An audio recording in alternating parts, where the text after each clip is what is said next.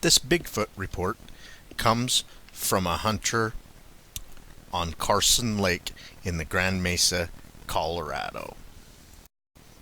The lake sits on the edge of what is called Land's Edge on the Grand Mesa. This is what the hunter reported. A friend and I were hunting on the Grand Mesa on the Land's End side. We had hiked down Kana Creek Trail to look for game. We had spent most of the day on a stand and hiking. We made our way back to my truck. We decided to stay the night so we could hunt in the AM and then go home. We were getting things set up for camp, building a fire, getting food out to cook. I had a pop-up camper, and I had just got it up and situated when my friend said, "What the heck is that sound?" He had never spent much time in the woods, as I had, so he was freaked out instantly.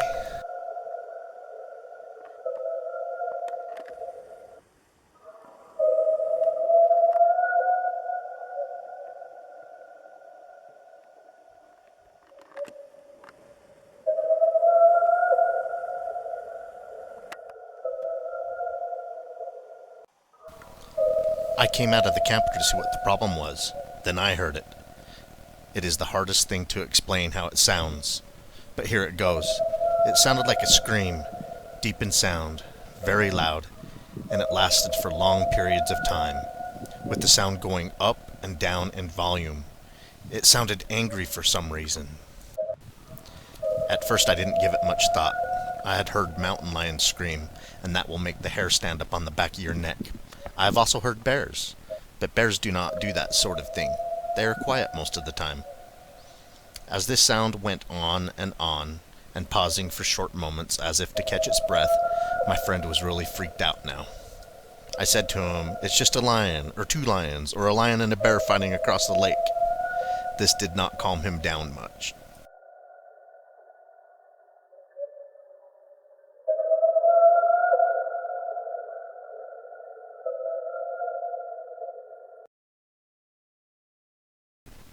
I had my sidearm on me, so I pulled it out and shot off around in the air during the screaming. Then it was silent. "See," I told him, "we scared it away." I started to go about getting food out so we could eat. Now it was a little darker, and you can't quite see details across the lake, but you can still see. Not even a minute later, after firing off around in the air, the screaming started again. This time closer, but still across the lake. Louder, and it seemed more pissed off, as if it was very mad we were here. We could hear the brush shaking and raking, but we could not see it, just hear it. Now I'm getting freaked out because of what just happened. It came closer. You would think that a gunshot would scare game away, not bring it in closer. My friend is really getting freaked out and wants to leave. Now, I tell him, we have high-powered rifles and we will be safe. The whole time we're talking about leaving, the screaming is going on. I gave in to him, wanting to leave, and started to pack up camp. This took some time for us to do, maybe 5 minutes or so. During this time, the screaming was going on the whole time.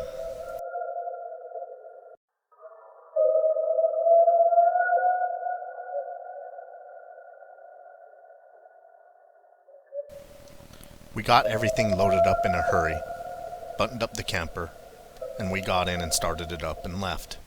It was now dark, and the headlights were the only lights beside the stars. The drive up and out of the lake was a few switchbacks. I stopped at one to see if the screaming was still going on, and it was not. We then drove out of there and down the mountain, not saying a word. We had stopped to get a bite to eat, and we just felt unsure of what we had experienced. Both of us decided not to say anything to anyone. I know I didn't say anything to anyone for a very long time. I am unsure if my friend has said anything to anyone. I have watched shows on TV about Bigfoot since then. Some of the shows had tape sound of what they said was a Bigfoot. To me, it sounded like what I had heard. I have had some friends that have had some experiences in this same area. One time one of my friends at night saw something tall and large cross the road. Also, during the day, they found some very large tracks. Some other friends said that they heard some screamings that sounded a lot like what I described in the area. They didn't tell the rest of the hunting party about what they heard until night, when the rest of them heard these screams in the middle of the night, loud enough to wake them up. This area of the Grand Mesa has a lot of strange happenings and vocalizations. There was a follow-up investigation by BFRO investigator David Petty. Here's his follow-up investigation report. The Grand Mesa, the largest flat-top mountain in the world, is a lush oasis which rises to an elevation of 10,000 to 11,000 feet above the desert of western Colorado. It is a rich landscape of dense forest and aspen, spruce, and fir, large open meadows, over 300 lakes, abundant fish and game. It comprises an area of approximately 500 square miles and reaches 40 miles east of Grand Junction. Far from the recreational pressures of the Front Range population, it provides a seemingly ideal possible habitat area. The witness stated that the source of the sounds was across the lake and to the east, an estimated distance of 300 to 400 yards. He noted that the source had to have a tremendous set of lungs to produce sounds of such volume and duration. He estimated that one of the vocalizations lasted about 20 seconds. After firing a shot, the bellowing stopped briefly. Then it sounded like as if it moved closer and seemed to get more belligerent and aggravated with even more commotion as it thrashed the brush and started yelling and screaming again.